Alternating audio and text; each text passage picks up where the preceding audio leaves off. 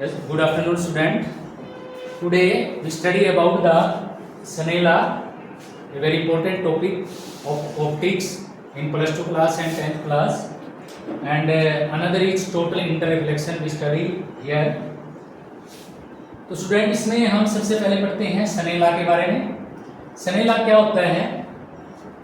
वैसे तो इसके दो मैथमेटिकल फार्मूले होते हैं सनेला को जब हम पढ़ते हैं। एक होता है कि सनेला हमें ये बताता है कि एक एंगल ऑफ इंसिडेंस होता है और दूसरा होता है एंगल ऑफ रिफ्रैक्शन। उसके रेशियो होता है वो ऑलवेज कांस्टेंट होता है, उसी को हम क्या बोलते हैं? सनेला बोलते हैं। सनेला हमें क्या बताता है कि how light bend when it pass from one transparent medium to another. कोई अपने पास एक ट्रांसपेरेंट मीडियम है, इसमें से जब लाइट पास होती है तो ऐसे बेंड हो जाती है। कितने अमाउंट के अंदर बेंड हुआ है? We know that is the property of the light. Light की एक प्रॉपर्टी ये होती है कि लाइट हमेशा स्ट्रेट लाइन में चलती है, बट जब एक मीडियम से दूसरे मीडियम में एंटर करती है तो अपने पाथ से वो डाइवर्ट हो जाती है, मुड़ जाती है, जिसकी वजह से क्या होता है कि उसका पाथ चेंज हो जाता है। That is called the refraction of light. इसी को रिफ्रैक्शन ऑफ लाइट बोलते हैं। तो कितने अमाउंट के अंदर लाइट बेंड होती है तो उसको मेजर करने के लिए हम किसका यूज करते हैं? सनेला। Snella describe how light bend when it pass from one transparent medium to another। जैसे एयर से वाटर में जाता है, ग्लास से वाटर में जाता है, तो इस तरह के जो ट्रांसपेरेंट मीडियम है इसी के अंदर लाइट का रिफ्रैक्शन होना वो किससे मेजर करते हैं? सनेला से। इसमें देख रहे हो आप, लाइट जानी चाहिए ऐसे स्ट्रेट लाइन में, लेकिन बेंड हो जाती है, जिसकी वजह से क्या बनता है अपने पास? या रिफ्रैक्शन ऑफ लाइट। एक अपने पास ये है रिफ्रैक्शन ऑफ लाइट का, थोड़ा और बताता हूं मैं इसके बारे में डिटेल में।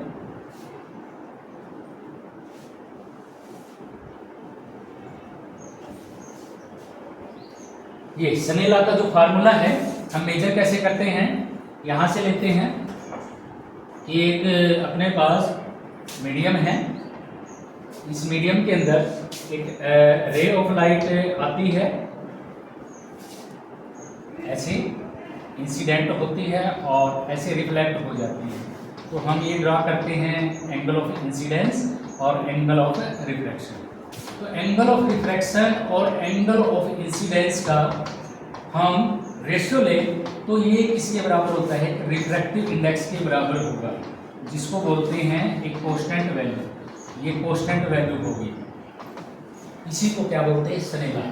तो ये जो इसका फार्मूला है सनेला का, इस तरीके से फार्मूला बन जाएगा। इसको भी दिया जा सकता है, ये भी एक फार्मूला है। एन यहाँ रिफ्रैक्टिव इंडेक्स को रिप्रेजेंट करता है और यहाँ म्यू भी इसको रिप्रेजेंट करता है, रिफ्रैक्टिव इंडेक्स को। अब इम्पोर्टेंट टर्म है रिफ्रैक्टिव इंडेक्स। होता क्या है ये रिफ्रैक्टिव इंडेक्स? ये होता है स्टूडेंट्स कि it is the ratio of speed of light in vacuum to the speed of the light in medium, that is called the refractive index। कई बुक्स के अंदर स्टूडेंट्स इसको n से रिप्रेजेंट करते हैं और कई बुक्स के अंदर इसको म्यू से रिप्रेजेंट करते हैं।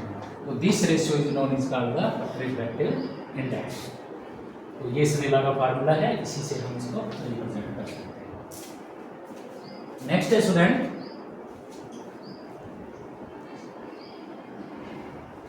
ये मैं आपको बता चुका हूँ। फर्स्ट मीडियम के लिए रिफ्रैक्टिव इंडेक्स n1 रिप्रेजेंट किया जाता है और सेकंड है सेकंड मीडियम के लिए θ1 एंगल ऑफ इंसिडेंस को रिप्रेजेंट करता है और θ2 एंगल ऑफ रिफ्रैक्शन को रिप्रेजेंट करता है।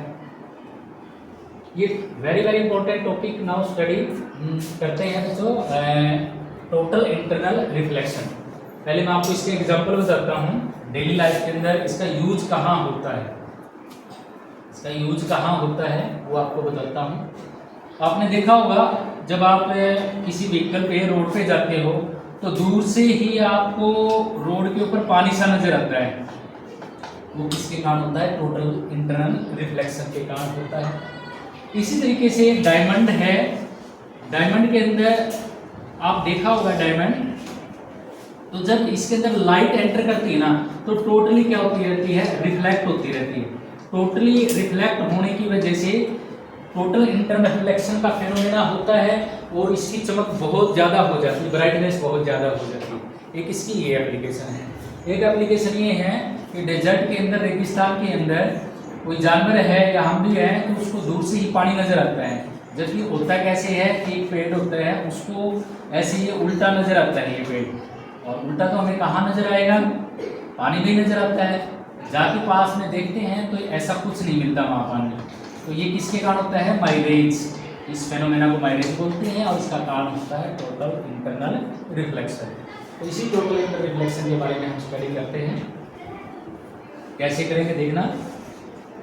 होता क्या है टोटल इंटरनल रिफ्लेक्शन, पहले मैं इसमें देखता हूँ। तो टोटल इंटरनल रिफ्लेक्शन होता कैसे है, आप देख भी रहे हो, ये लाइट कैसे चेंज होती जा रही है, अपना पाथ कैसे चेंज करती है, लाइट गुजरती है, तो अलग अलग डायरेक्शन के अंदर दिखाया गया है। एक्चुअली में टोटल इंटरनल रिफ्लेक्शन होता है कैसे है, एक अपने पास रे ऑफ लाइट है, वो ट्रांसपेरेंट मीडियम, एक डेंसर मीडियम होता है और एक होता है रेयर मीडियम। डेंसर मीडियम से रेयर मीडियम, ये जैसे डेंसर मीडियम है, इस डेंसर मीडियम में कोई ऑब्जेक्ट रखी है और ये रेयर मीडियम है। डेंसर मीडियम से रेयर मीडियम की तरफ रे ऑफ लाइट जाएगी और ये यदि सीधी ऐसे जाएगी है तो इसके अंदर कोई रिफ्लेक्शन ऑफ लाइट नहीं होगा, क्योंकि ये 90 डिग्री का एंगल बनाता है, तो इसको तो हम कट कर देंगे, ये भी 90 डिग्री का, ये भी 90 डिग्री का।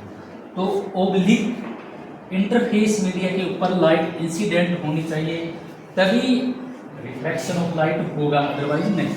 तो एक और रे ऑफ लाइट आती है तो ऐसे रिफ्लेक्ट होकर चली जाती है, एक और रे ऑफ लाइट आती है ऐसे रिफ्लेक्ट होकर जाती है। ये एंगल ऑफ इंसिडेंस है, ये एंगल ऑफ रिफ्रैक्शन है, ये एंगल ऑफ इंसिडेंस है और ये एंगल ऑफ रिफ्रैक्शन है। तो फाइनली हम क्या देखते जा रहे हैं कि जो रिफ्रैक्टेड रे है वो इंटरफेस मीडिया की तरफ बढ़ता जा रहा है इसके पैरेलल। तो एक और रे ऑफ लाइट आएगी, वो क्या हो जाएगी, इसके पैरेलल चली जाएगी। पैरेलल जाने पर जो एंगल ऑफ इंसिडेंस है वो क्या हो जाएगा, इसके ऊपर एंगल ऑफ रिफ्रैक्शन 90 डिग्री हो जाएगा। 90 डिग्री होते ही जब एक और रे ऑफ लाइट आ जाएगी ना, इसी मीडियम के अंदर रे ऑफ लाइट क्या हो जाती है, कंप्लीटली रिफ्लेक्ट हो जाती है।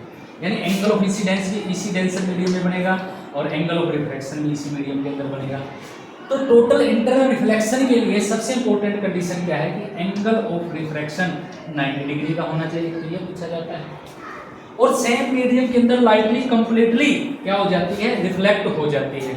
तो ये भी एक टोटल इंटरनल रिफ्लेक्शन का एग्जांपल है, उसी के अंदर होगी, मतलब सेम मीडियम के अंदर लाइट क्या हो जाएगी, टोटली रिफ्लेक्ट हो जाएगी। जैसे ऑप्टिकल फाइबर है, आजकल जो मेडिकल लाइट के अंदर भी चले हुए हैं, कम्युनिकेशन के अंदर भी कंच के छोटे छोटे धागे होते हैं पतले से, जब इनमें से लाइट गुजरती है ना, तो टोटल इंटरनल रिफ्लेक्शन के कारण काफी कॉम्पिटिशन एग्जाम के अंदर, बोर्ड एग्जाम के अंदर क्वेश्चन पूछा जाता है कि टोटल इंटरनल रिफ्लेक्शन की कहाँ कहाँ एप्लीकेशन होती है। तो सबसे इम्पोर्टेंट को आपने बोलना है ऑप्टिकल फाइबर के अंदर, जो कम्युनिकेशन के अंदर यूज होता है, मेडिकल लाइट्स के अंदर यूज होता है, हॉस्पिटल के अंदर इसका यूज करते हैं। तो लाइट इसमें जब एंटर करती है, इतने एंगल पे एंटर करवाती है वो 90 डिग्री से, क्रिटिकल एंगल होता है ये IC, इसको क्रिटिकल एंगल बोलते हैं, जिसके रिफ्लेक्शन ऑफ एंगल की वैल्यू कितनी हो, 90 डिग्री। तो इतने एंगल पे इसको एंटर करवाते हैं कि टोटली रिफ्लेक्ट हो जाती है। रिफ्लेक्ट होने की वजह से क्या होता है, टोटली रिफ्लेक्ट होकर एक मीडियम से दूसरे मीडियम में एंटर कर जाती है। तो इसकी जो वर्किंग है वो भी किस पे डिपेंड करती है, टोटल इंटरनल रिफ्लेक्शन। तो ये था टोटल इंटरनल रिफ्लेक्शन के बारे में। Condition for total internal reflection, light must travel from denser, ये मैं आपको पहले बता चुका हूँ, डेंसर से रेयर की तरफ जानी चाहिए रे ऑफ लाइट। और दूसरा है क्रिटिकल एंगल है, यानी जो एंगल ऑफ इंसिडेंस है वो क्रिटिकल एंगल से ज़्यादा होना चाहिए और एंगल ऑफ रिफ्रैक्शन क्या हो, 90 डिग्री से ज़्यादा हो। दूसरा angle of incidence must be greater than the critical angle, ये मैं आपको बता चुका हूँ। और क्रिटिकल एंगल का जो फार्मूला होता है वो क्या होता है, refractive index of the second medium to the refractive index of the first medium, this ratio is known as also a critical angle. या क्रिटिकल एंगल एक ऐसा एंगल होता है जिसमें एंगल ऑफ रिफ्रैक्शन की वैल्यू 90 डिग्री हो rare medium में, denser के कंपेरिजन में। तो ये अपने पास सनेला और टोटल रिफ्लेक्शन के बारे में था स्टूडेंट, दो छोटे छोटे टॉपिक थे, काफ़ी इंपॉर्टेंट है ऑप्टिक्स में, तो इनको बार बार रिवीजन करते रहिए, काफ़ी अच्छे इंपॉर्टेंट टॉपिक है। Thank you.